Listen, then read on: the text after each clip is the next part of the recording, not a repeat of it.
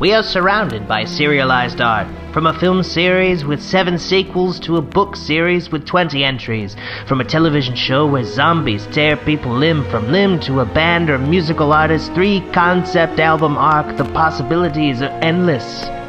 Thus, this is Something Serial. Hello? Oh, hi, Mark.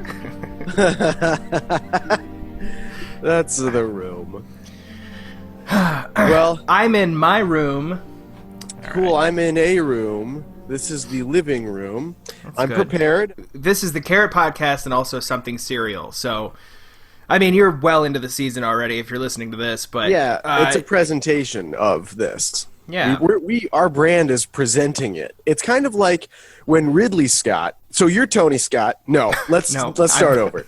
So, Welcome congrats, back everybody. to the Carrot. Welcome back to Something Cheerios, where we discuss cereal. Something Cheerios. That actually could be another show under the umbrella of the Carrot. Let's do it. We'll talk about breakfast foods. First up, Reese's Puffs. Love them. Candy or cereal? Cereal. Is it? Yeah. Does Oreos. Candy or cereal? I mean, at what point, just because it's in a box, and that box is in the cereal aisle, is it cereal? Look at the sugar content. Look at the nutritional facts compared to a traditional box of Oreos or Reese's Pieces, or as some people like to say, Reese's Pieces. Oh, I hate those people. That's so weird. I think that's rude to alienate half of our audience because apparently it's half of the people that say it the wrong way. No, Elizabeth Moss says Reese's Pieces, and Tom Cruise says Reese's Pieces. That's the deciding factor for me in deciding who's cool in my book and who's kind of weird. Mm-hmm. That'd be so douchey. Anyway, so... welcome to the Carrot Podcast presents Something Serial. Welcome to Something Serial if you're listening to it on Strictly That feed. Yep. If you are listening to it on the Something Serial feed, you didn't hear any of the things that we just said. Yep, and remember to subscribe to our newest podcast after this called Something Serial spelled with a C. Yep. It doesn't have spelled with a C in the title. It's just Something Serial. But it could. It could. We might have a subtitle, like a parenthesized subtitle, and then we'll be talking about cereal foods. Something Cereal. Oh boy, how are we spelling that one? C-U-M space T-H-I-N-G. What that would imply. We would eat cereal while watching porn.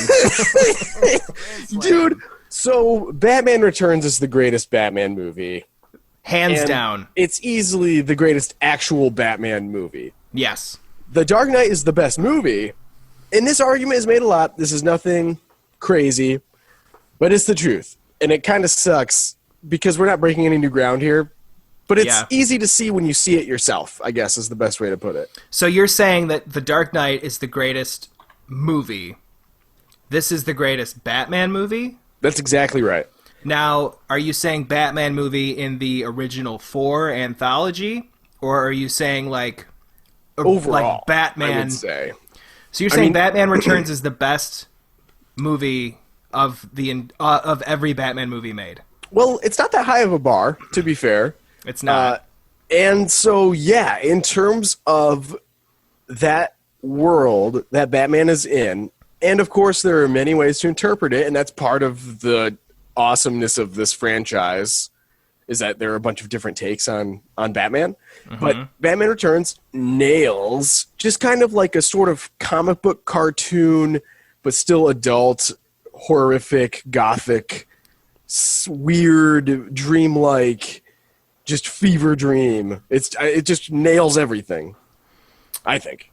I think it nails... I still think that The Dark Knight is like... I don't know. I mean, I'll say this. I don't think you could have The Dark Knight without these other Batman movies. So Certainly not. You have to pay homage, obviously. But at the same time, I think that The Dark Knight is a better movie. And I think if you're looking at all of them, I'd say The Dark Knight is the best. Oh, I would agree. I think this movie, like Batman Returns, definitely is what you're saying. I agree with all those things. It is so fucking good. Do you see what I mean by it being super comic booky, though? But like in a good way? I do. I see it being comic booky, and I will also say this. I'm going to say this right off the bat. I think that Max Schreck is Roger Stone, and I think that the Penguin is Donald Trump. And that made the movie even fucking better. Just to see Penguin just munch down on some fish. I'm gonna go out there and run this city like a heart from hell. It was amazing. I loved it. It's a weird movie where the one thing that's funny, there's not one thing, but like if you look at the first movie, they establish there's a sort of tone where something like a man falling into a vat of acid will completely transform his face and identity. Yeah. Whereas in this movie, Penguin is born like a Stan Winston creation, which is so interesting, knowing that he can be born. If Tim Burton had stayed on the franchise, we could have a Clayface that was from birth Clayface. It could be crazy. I actually don't know his origin story, I should say. He's just my number one I'd like to see in a Batman movie. We'll talk about that when we get to Batman and Robin. For sure. Which will be in about 40 more episodes. Probably 40 to 70. It depends. It might take about 4 years, honestly. But in 4 years, we'll probably have the next Batman with Robert Pattinson. Hopefully. Did you see what I did there? You're welcome, everybody. I saw what you did there and what everyone's doing there. Everyone is saying Pattinson. I don't give a shit. I'm not taking credit. I'm 100% stealing it. Fucking hilarious. Don't care. One thing I did notice about this movie is that it's very...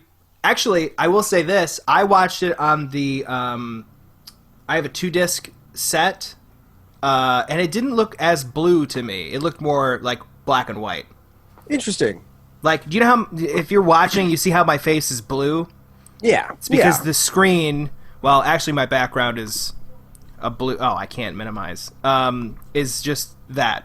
It's a blue, it's the ocean. So my face looks kind of blue because of the reflection. But in the movie, I don't know if it's because of the TV setting I had it on or if it was because the master of the DVD, but it didn't look blue to me. I mean, that's an effect of the cinematography, I think. Yeah, it was, it looked beautiful. It was pretty crisp and great. Yeah. Much more so, much different looking than the first movie. Yes, it is. Indeed. Indubitably.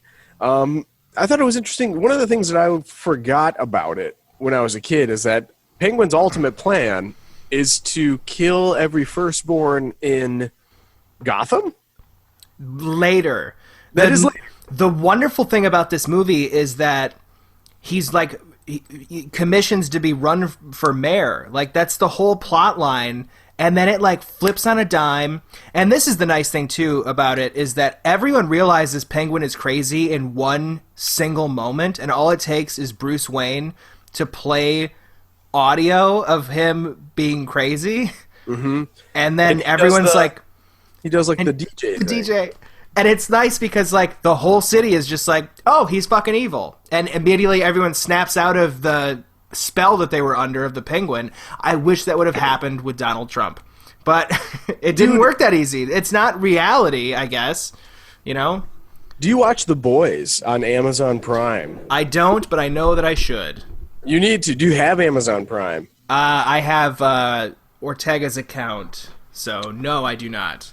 So, no. Well, you should use my account and watch all of it because it's amazing. Okay. And there's a plot point that I would love to discuss with you, but it's basically I can use your point here, and that is that at one point in the show, much like in the movie, there's like the moment where everyone realizes Penguin is just nuts. Mm-hmm. And everyone turns on a dime. But in real life, people would be like, Penguin didn't mean it. Like, Yeah. What it's he meant, not so bad. It's the Billy Bush thing, where it's like the Access Hollywood tape. Right. It's the same exactly. thing. That's what Trump was caught doing, and everyone's like, I don't like how he is, but I'll still vote for him. Exactly. You're like, you're voting for the Penguin right now, you fucking idiot. He's gonna kill your firstborn. Exactly. So that's one of those weird things that actually has not aged well. No. Because we now understand more about like human psychology, just like a little bit more, and just enough to know that if that had been released, it'd be perfect for this era, because you could have a Batman, like the divisive Batman from The Dark Knight, who takes on, you know, like the symbol of the one who, you know, killed everyone and was covering for Two-Face. Well, I mean, even that scene in The Dark Knight where they're on two different boats and they have to decide between who blows up what boat, that didn't age well. I mean, it's fucking, like, you know for a fact... The city just showed you. Yeah. No, they would have fucking killed each other. Well, I can't wait to do the remake.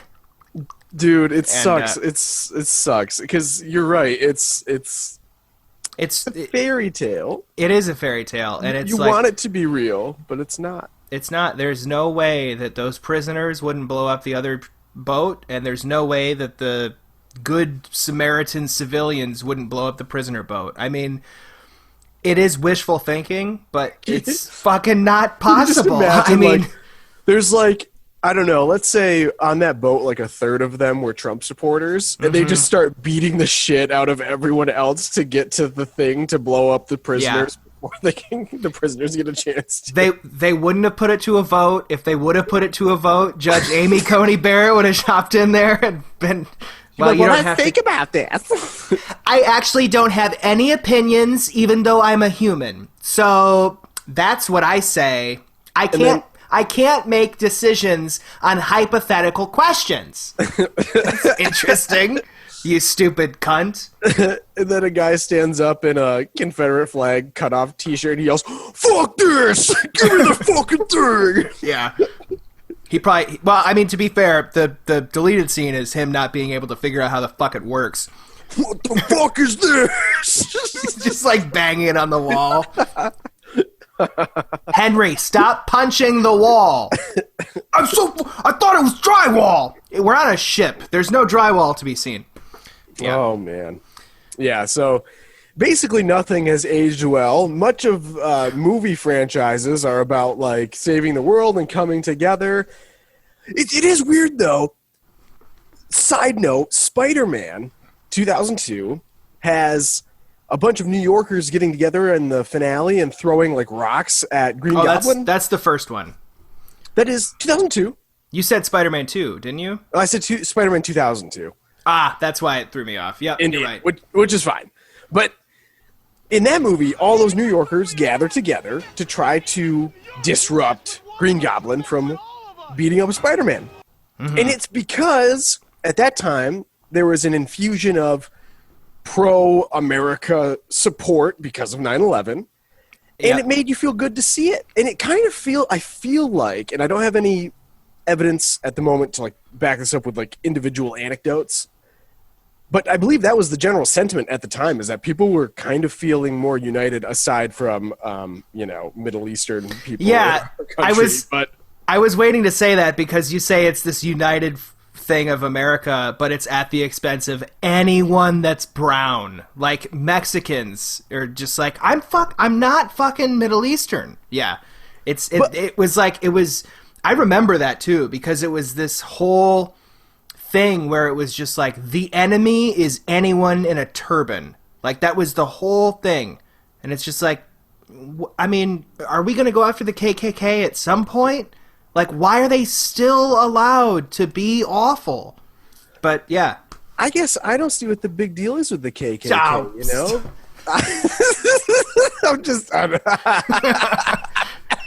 Now I know why Kevin doesn't want to get political. He's trying. What Kevin has to do now to balance out my seesaw of hate is like go so far the other way, where he's like, I don't see the problem with Auschwitz. There are good people on both sides. I just don't get what you mean. I don't see the problem with people burning in ovens. I mean, they needed jobs. To be fair, I think that South Park got it right. When KKK guys are burning the giant T's, they're not making a religious statement. They're just saying, like, time to move on. Like, that's all. That's so funny. Anyway, but I will say, though, too, around that time, my memory is that after 9/11, like, every house had an American flag out front. Yeah. So, in a weird way, even though like Middle Easterners were stigmatized, even though they probably had separate religious beliefs even. I mean, like, literally weren't even, like, that religion. You're like, I'm Christian, bro. Yeah, like, I'm sick. Like, come on. It was strictly, like, color of your skin. Right.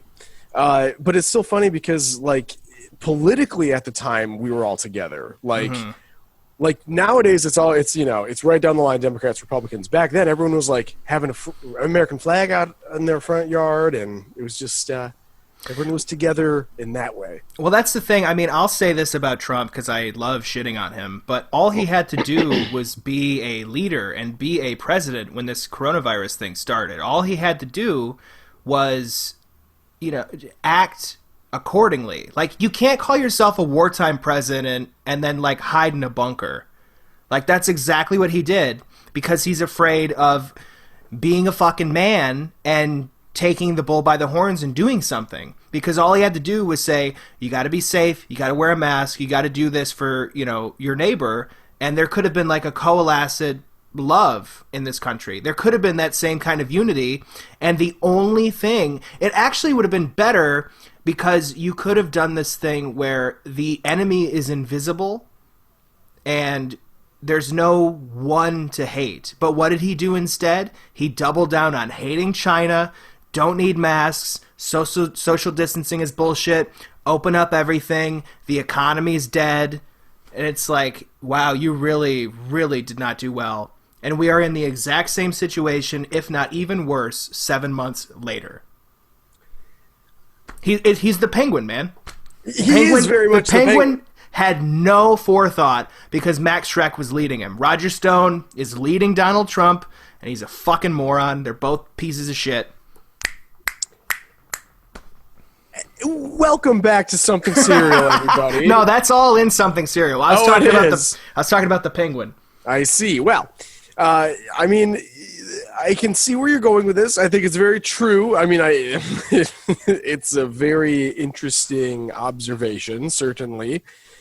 I have something in my throat. It's killing me. Anyways. Is it a dick? You could agree with that, though, because it's like all he had to do was be a president. Like, say what you will about George Bush, he was able to help the country come together, yes, at the expense of Middle Eastern people, but at the same time, there is an American sentiment, and you could use that and build off it for future generations or future presidencies, where you could look at this. What? No, I mean, no one's arguing. You're completely right. Oh, okay. I mean, Trump literally could have had this election in the bag if he just showed a modicum of leadership. But he decided to literally do the worst thing possible for every single controversy that affected his presidency. Yep. And that especially bit him in the ass when a fucking pandemic showed up at his doorstep. What a fucking moron.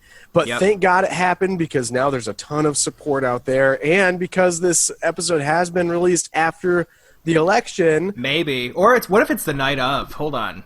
Oh, we can't. I mean, well, the night of is going to be a Tuesday. Are we releasing on Thursdays? That's true.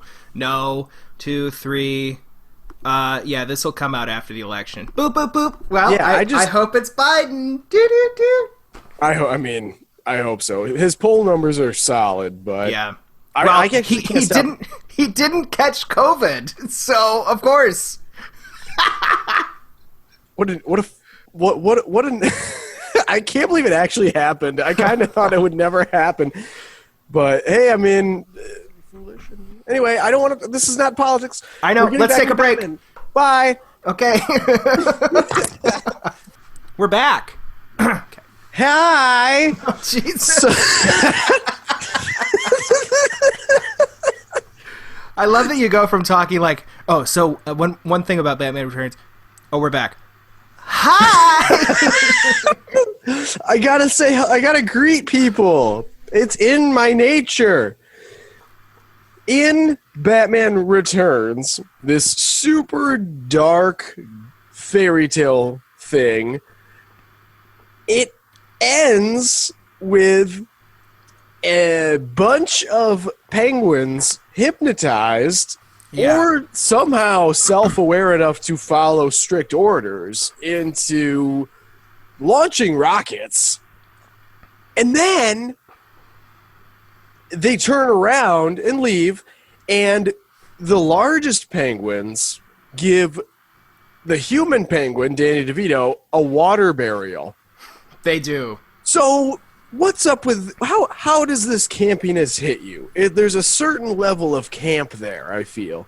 I think by the time you've watched the whole movie, it all makes sense.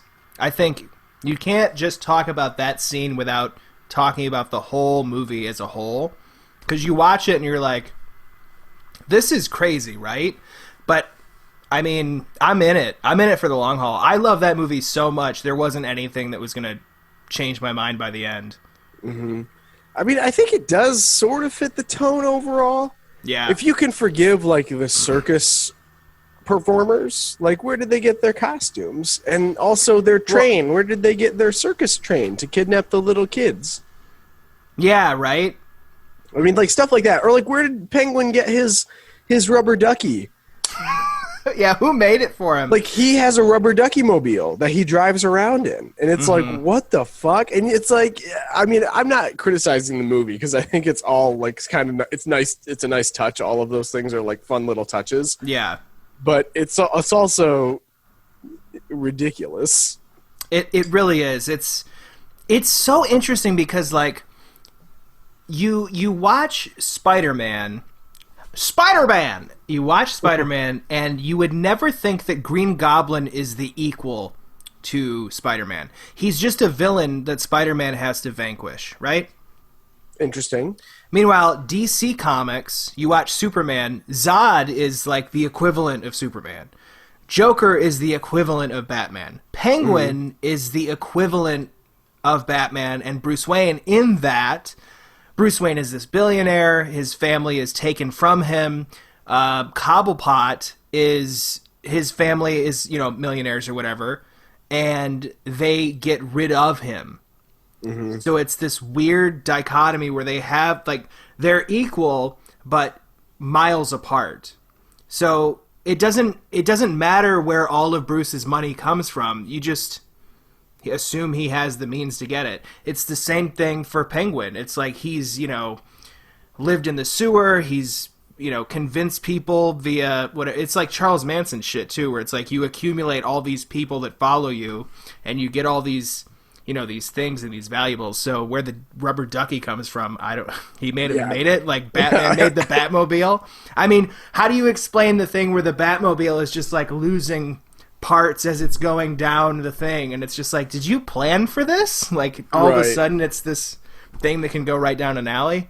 It's like Batman was like, you know what I need is a vehicle that can just lose 80% of its body at a moment's notice for specific crevices.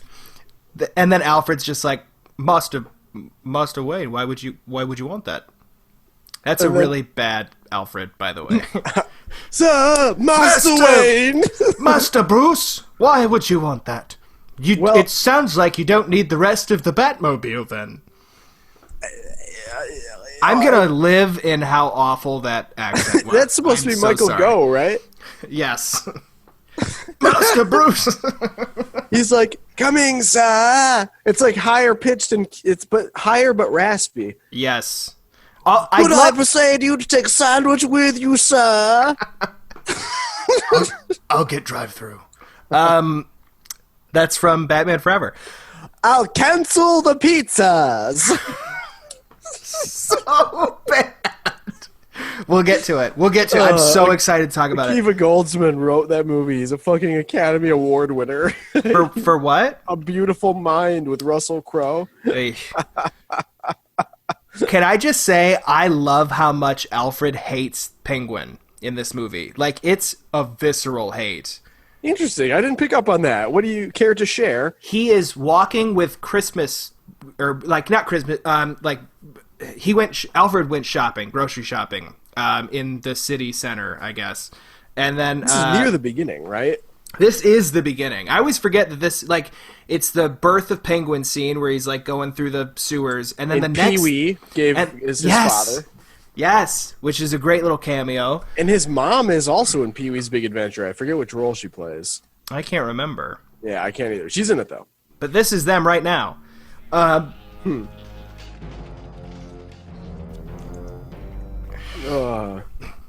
know what else I'm missing? Talking about Batman Returns. Batman Returns.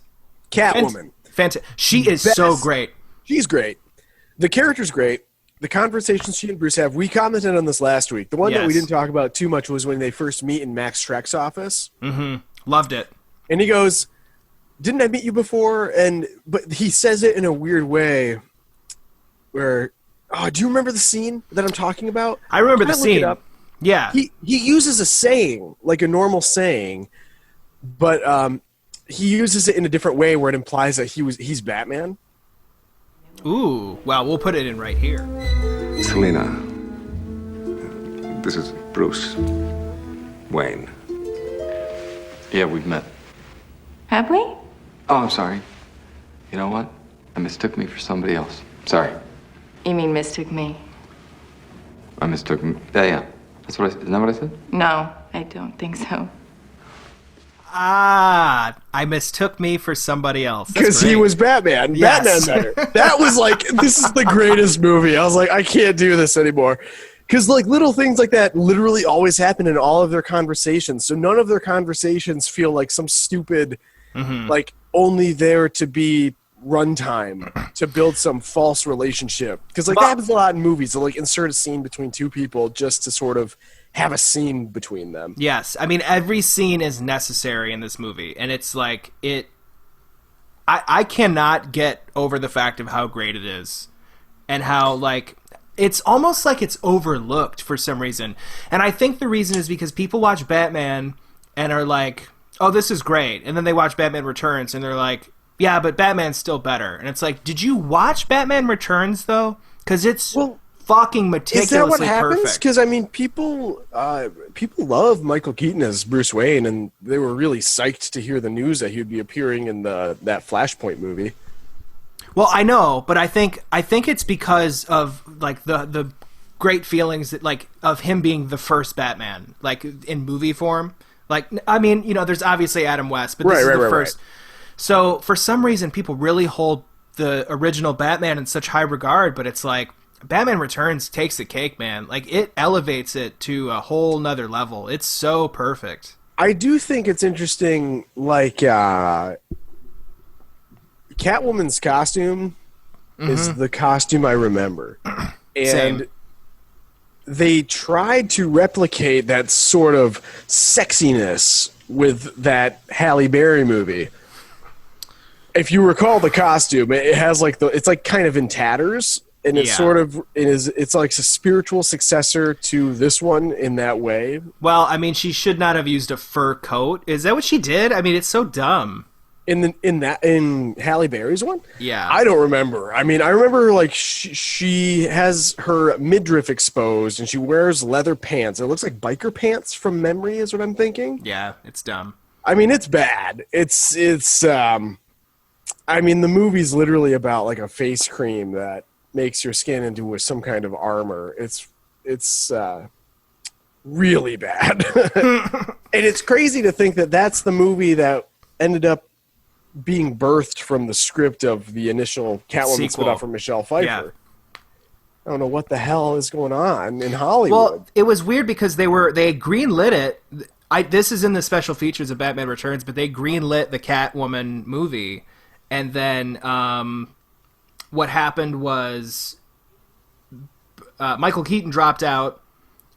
of the third movie, Tim Burton dropped out. They got a new Batman, and they're like, well, it doesn't make sense to have a Catwoman from this reality in the reality. And I'm like, yeah, but Michelle Pfeiffer's not in Batman Forever. You can still make that fucking movie. Why would you do that? And then because of that, they nixed the movie, and then the movie got made into the Halle Berry one, and, you know, tanked her career. History was made, yeah. Well, it's funny, too, because... Razzie's history was made. Yeah, seriously. I mean, she just won the Oscar. Yeah, but, tanked her career. I don't know, Swordfish was pretty good. No, it's funny that...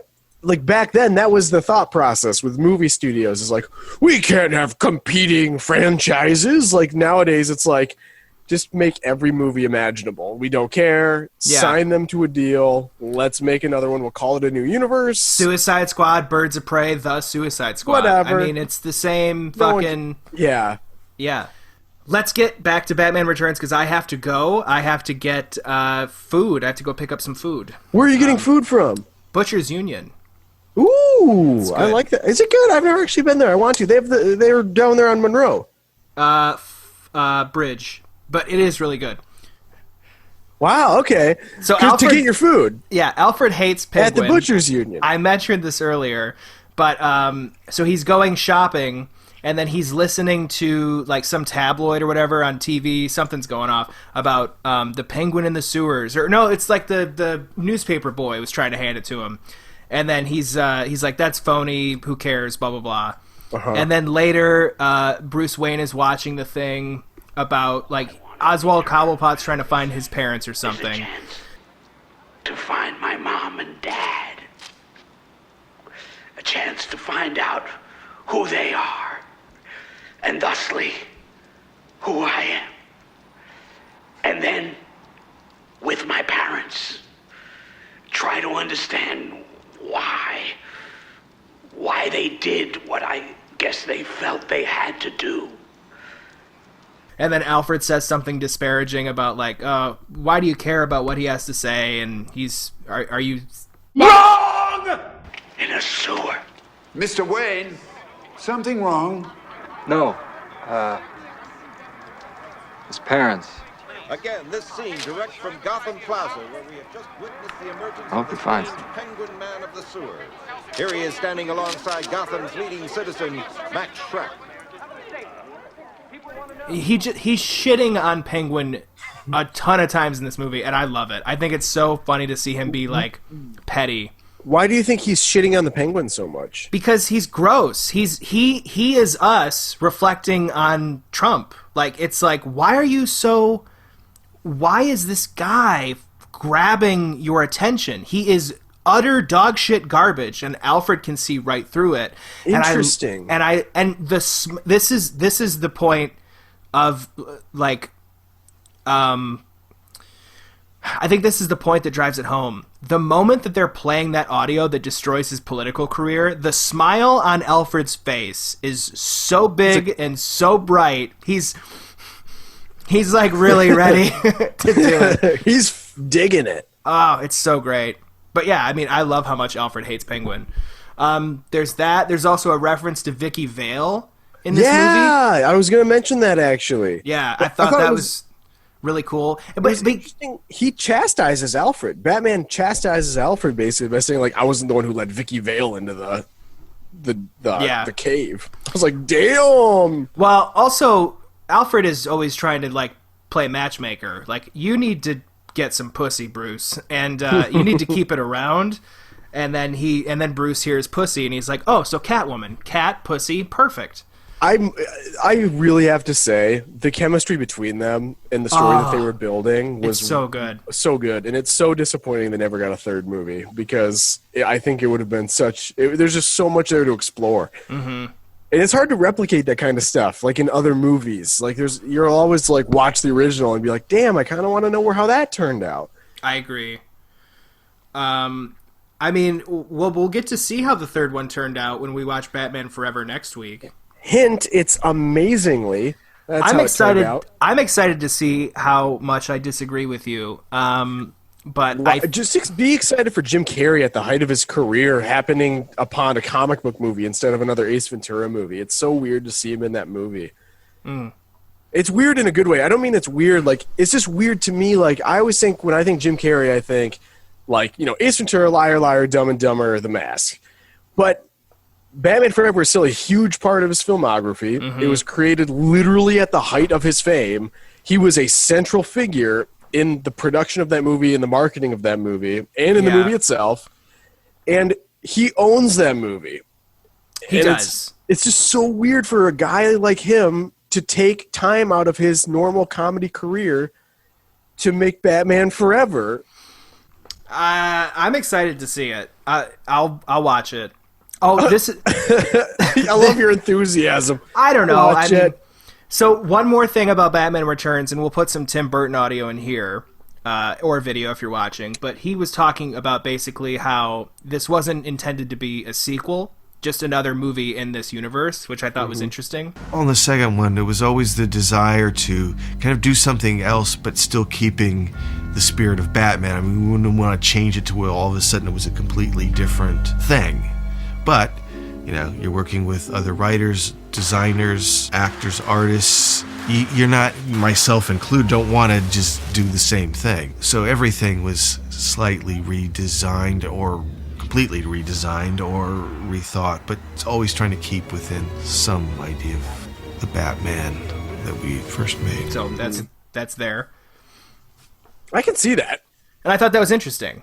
So that's, I mean, that in essence kind of lends itself to Catwoman not being, in the next one if they made it, but also still existing in that realm. I love that. And one more thing, there's a part of this movie I laughed out loud. It's when Christopher Walken says, yawn. He just says the word yawn. And I loved it, and it's right here. Yawn. That is pretty funny. I do like Christopher Walken. Yeah. I do want to say Christopher Walken's son was pretty damn funny too. Go, Dad, save yourself. He's so New York for no reason. He's such an idiot. He's so imbecilic. No, Dad, go save yourself. Man. And then he does. He leaves. He literally does, yeah. And but then he sacrifices himself for his son at the very end, so I don't think he was all bad, weirdly enough. No, he was all bad. He was always trying to get himself to, I don't know. It was interesting. It was a fun dichotomy of three different villains that were handled very well. I think every one of them had their own thing going on. And one last thing. I'm so sorry, but this is another thing that I really love about the movie. As much as the original Batman goes wide and far and distance, this one goes up. So like there's moments where they're on top of buildings or in the top of a building or something like that. There's the one scene at the end of the first one that's the big climax that's obviously in a bell tower. But this one's like there's multiple buildings and there's a huge building that blows up and it's like there's so many different levels of things and the big trees or whatever, and then the girl falls and the bats fly out of the huge tree. Like it's so many different set pieces that make this feel like a lived-in world, and the first one did not have that at all. The first one felt like sets. This one feels and matte paintings. Yes, and this one it melds so well together. I just fucking love this movie.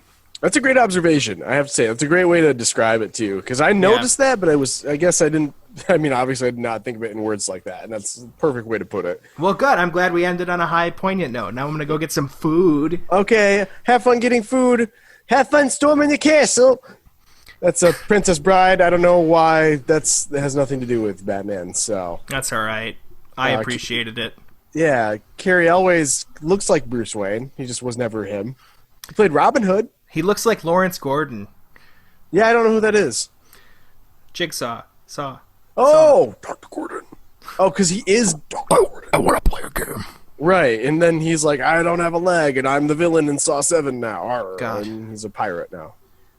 Okay, I'll see you next week, and be safe, and congrats on getting your flu shot. And thank you, you too. We're almost out of this nightmare. I'm just curious who wins at this point. I just want to know what happens. So. We'll figure it out. Yeah. The world, I mean, I hope everything gets better. I'm so burpy after the apple cider. Yeah, you should be. It's because there's a lot of carbonation in there. Ew, Okay. that was- Bye. Bye.